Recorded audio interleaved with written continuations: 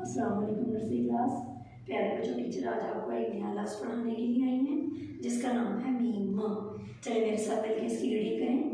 Meme मोमबत्ती, meme मुर्ग, meme मोर, meme मेंढक। एक दफ़ा दोबारा से पढ़ें।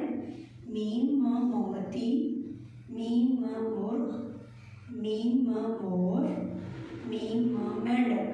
चलिए प्यारे बच्चों, अब आपको मैं मीम लिखना सिखाती हूँ। बड़ी शक्ल मीम, नीचे वाली 3 लाइनों के ऊपर ऐसे, और फिर आपने इसको यहाँ से थोड़ा सा गोल कर दिया, ये बन गया मीम।